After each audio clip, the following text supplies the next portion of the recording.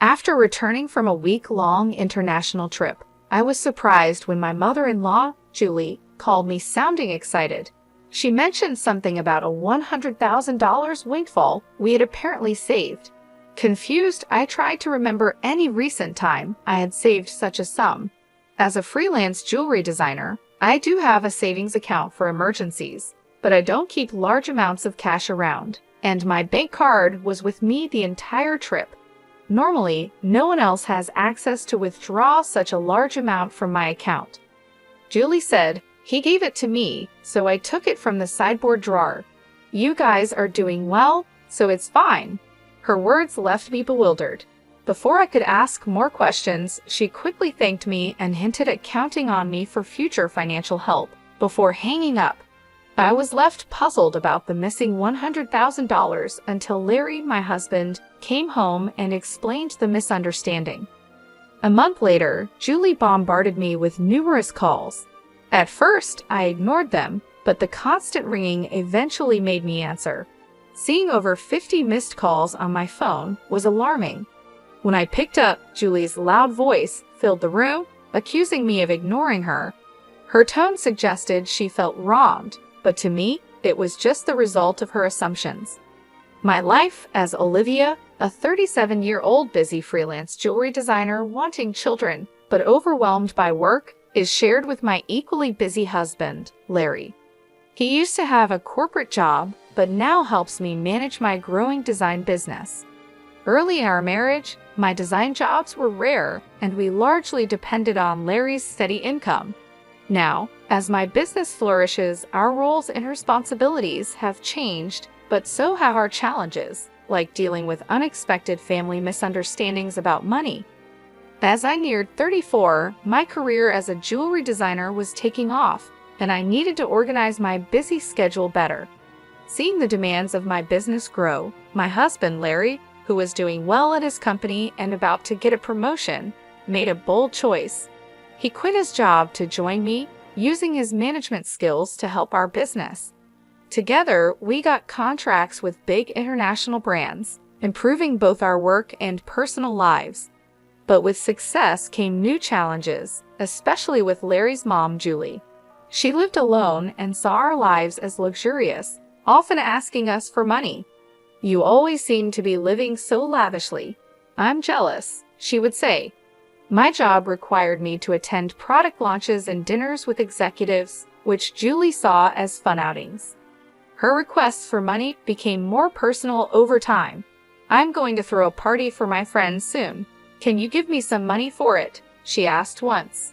Even though it looked like we could afford it, keeping up our business image was expensive and full of obligations. We weren't living in luxury.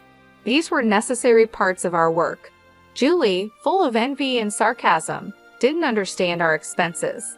"Dressed up beautifully, eating at expensive places, I envy you," she'd say. Despite my repeated refusals, Larry, being her son, would sometimes give in to her demands.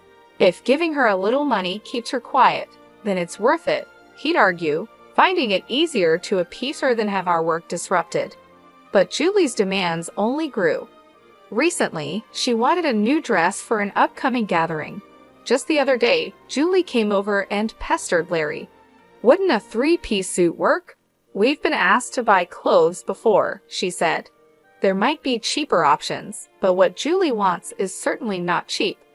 I explained to Julie that it was a fancy party and she couldn't be the only one in old clothes. She also insisted on a matching bag, which left us frustrated. To handle her frequent requests, Larry had set up a credit card in Julie's name for her expenses. At first, she overspent a lot and Larry had to warn her. Even though he asked her to tell us before making big purchases, she kept spending too much. This constant demand for money left both Larry and me exhausted, trying to support family while keeping our business stable. I found an exquisite ring and couldn't resist buying it, though I regret not telling you first. Unfortunately, the bill was huge. Julie said, "If spending is going to be this uncontrolled, maybe it's best to take back the card. We just can't cover these costs," Larry said. The credit card was in Julie's name, but Larry was the one managing and paying the bills. Julie treated the card as if it had no limit, not realizing every purchase had to be paid for. Since the money wasn't coming directly from her, she kept using it freely. To control her spending, Larry set a limit on her card. Julie stormed into our home one day, frustrated. "What the heck? I couldn't pay for my shopping the other day." "Why?" she complained. We explained that her excessive spending was straining our finances, so we had to lower her limit. "It's still enough, right?" Larry asked, trying to keep the peace. "But you two are still dressing up and going to fancy places. How is what I'm doing any different?" Julie protested, thinking our activities were just for fun. "That's part of our job, Julie. If that's a job, then what I'm doing isn't any different. It's unfair that only you two get to have all the fun," she argued. "While it's true that our work involves attending events in luxurious venues, these are professional obligations, not leisure activities." Despite her misunderstandings, setting a limit on Julie's credit card seemed to calm things down. Occasionally, Julie would visit and complain to Larry, but overall, life continued without major disruptions. As the year ended, an exciting opportunity came up.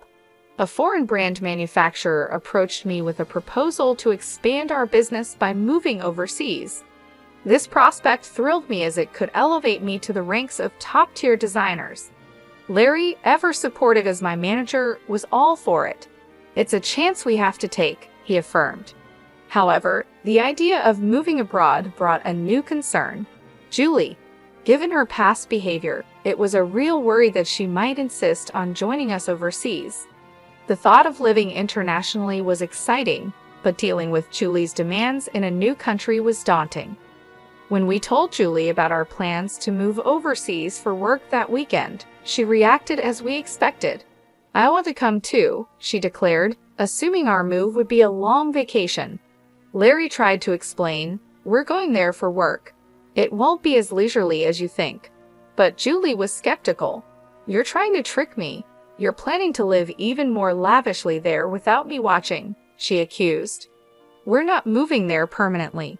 We'll come back after our work is done," I explained, trying to calm her concerns. Yet she retorted, "You're saying that, but you're planning to leave me behind, aren't you?" Larry and I were both exhausted by this repetitive argument. In an attempt to compromise, Larry suggested, "Okay, we can't take you with us, but how about we pay for a week-long trip for you instead?" Julie perked up at this. "Really? Are you sure? We'll cover your flight and hotel, but you'll need to manage the rest," Larry affirmed, pleased for the moment. However, the peace was short-lived. A few days later, while Larry was busy with the move arrangements, Julie dropped by unexpectedly. "Hey Olivia, Larry said I want to shop over there too.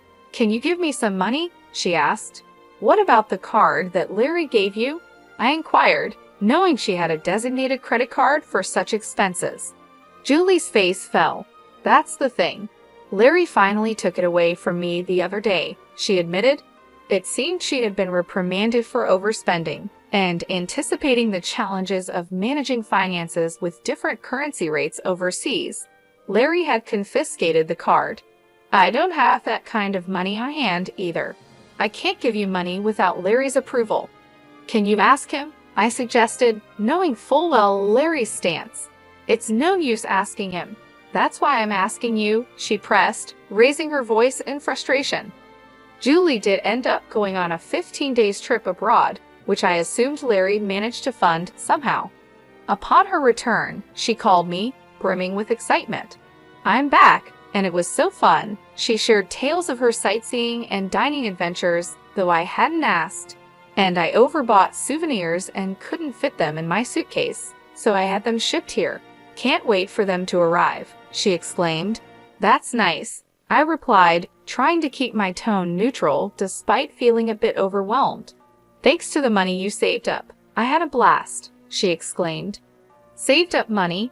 What are you talking about?" I responded, puzzled and a bit alarmed, having no recollection of setting aside money for her splurge. "I found it in your house's sideboard drawer," she said, claiming she took $100,000. I was stunned.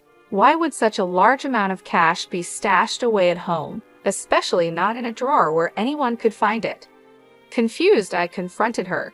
I'm not sure what money you're talking about, but taking it from our house without permission is theft, even if you're family.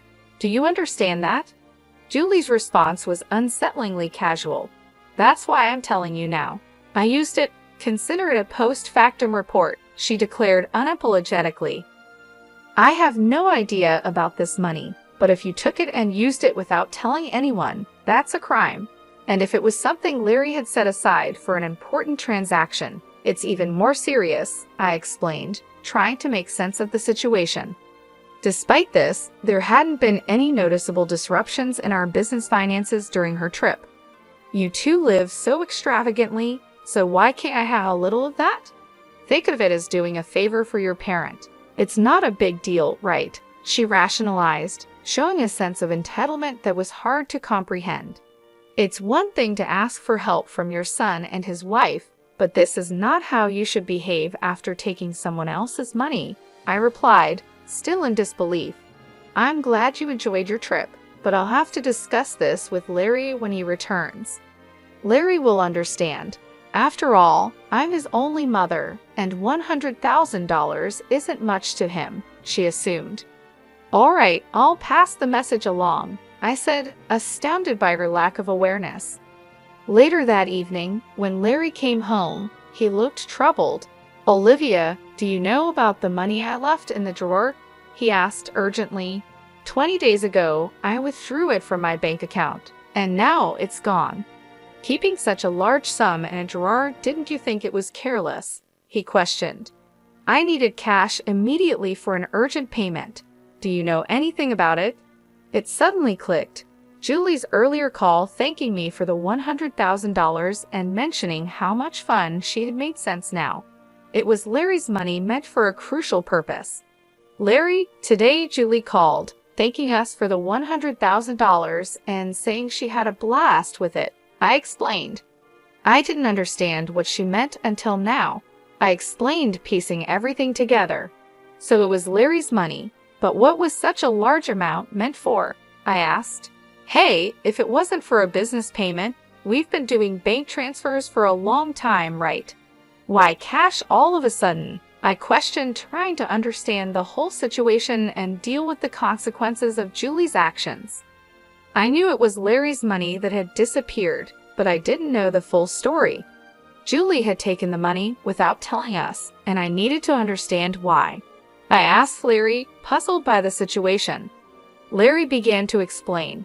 After he reduced the credit limit on Julie's card, she started secretly borrowing money from various sources, including consumer finance cards and credit cards she had opened without our knowledge. When Larry found out about her growing debt, he took away all her cards and withdrew cash to settle her debts directly, aiming to bypass the banking system to keep our business accounts clean and maintain trust with our partners. This was also partly a farewell gesture, as we were moving abroad and wouldn't be around to manage such issues for her. Larry explained, I planned to handle her debts discreetly to prevent our financial records from getting complicated. A month had passed since then, and as I was busy packing for our move, Julie's frequent calls became hard to ignore. When I finally took her call, her voice was filled with desperation. Why aren't you answering my calls? I've called so many times, she said, almost in tears. I'm sorry, Julie. I've been caught up with the move. What's going on? I asked, trying to remain calm and give her a chance to explain her side. It's not just one thing, it's everything. They're asking for payments almost every day. It's too much, Julie confessed, her voice cracking under the strain. Have you tried contacting Larry about this? I asked, hoping she had sought his help first. He seems to be blocking my calls. I can't get through to him at all. Olivia, you're my only hope now. Please help me, she pleaded. I realized then just how complex the situation had become. Julie's financial recklessness had led her into a maze of debt, and now, cut off from Larry's assistance, she was turning to me as her last resort. As we prepared to start anew in a foreign country, Dealing with Julie's financial chaos demanded immediate attention before we could fully focus on our new beginnings. I was surprised by Larry's drastic approach toward his mother. If he had used the prepared funds to settle Julie's debts directly, this stressful situation might have been avoided. Now, Julie was overwhelmed with collection letters and constant calls from finance companies and lenders. It was like a scene from a dramatic film, something I never thought I'd see in real life. I'll talk to Larry, but I can't guarantee what he'll do. A son should help his mother in trouble, right? Please ask him for me, Julie pleaded at the end of our conversation. But with our business expansion coming up, our finances were already stretched thin. We couldn't afford to help Julie more, especially since she misused the money meant to settle her debts. When I told Larry about the call, he responded with a mix of fatigue and resignation. I had planned to sort things out before we left, but she squandered that chance herself, he said coldly. The money was originally meant to clear Julie's debts, but she spent it on a lavish trip, leaving no room for excuses. As Julie's calls continued, I followed Larry's lead and blocked her number. Part of me wished to help her. She was, after all, Larry's mother, but there was nothing I could do if he chose to detach from the situation. Meanwhile, our move overseas was fast approaching, and I still had a lot to pack. Amid the chaos, I discovered more troubling news. Julie had decided to sell her house to manage her debts. It turned out she had hidden even more liabilities than we knew. The total amount was so large that even after selling her property, she couldn't cover it all. Losing the family home where Larry had grown up was deeply upsetting. Our family home is gone. Are you okay with that? I asked, sensing his sadness. How can I be okay? But there's nothing we can do, Larry replied, his voice tinged with sorrow. Losing the house where he grew up must have felt like a great loss, much like how I felt when I lost my parents' house early in life. Amid these complex feelings and the heavy task of packing, we had to come to terms with the fact that some situations were beyond our control. We needed to focus on our future as we prepared to start anew in a different country. The bittersweet reality of losing a family home struck me deeply. I watched the situation unfold with Larry. Unlike my past experiences, Larry had not only lost the house where his earliest memories were made, but also his emotional sanctuary, and all while his mother, Julie, was still alive. It's a hard feeling to describe the mix of loss and displacement, especially under such painful circumstances. It's more than just losing a building. It's about losing a part of your history and the comfort of a place to return to that no longer exists. Julie now lives in a modest apartment and faces the daily struggle of managing her debts. She works part-time, which is tough given her age. Job opportunities for older people are limited and often physically demanding and less rewarding. This new reality is a big change from her previous life of unchecked spending and financial freedom. Though I feel sympathy seeing her struggle, it's tempered by knowing her situation is the result of her own poor financial decisions. Life teaches us that actions have consequences, and Julie's case reaffirms that financial responsibility is crucial at any age. In our new environment, the business is thriving beyond our expectations. The move overseas has brought our brand into the international spotlight, with a flood of inquiries and offers from all over the world.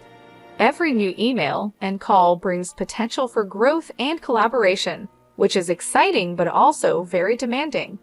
The success is thrilling but consumes our entire lives, leaving little room for anything else. Days blend into nights as we navigate time zones and cultural differences, trying to make the most of this golden opportunity. Despite the professional achievements, our personal lives are weighed down by our relentless schedules.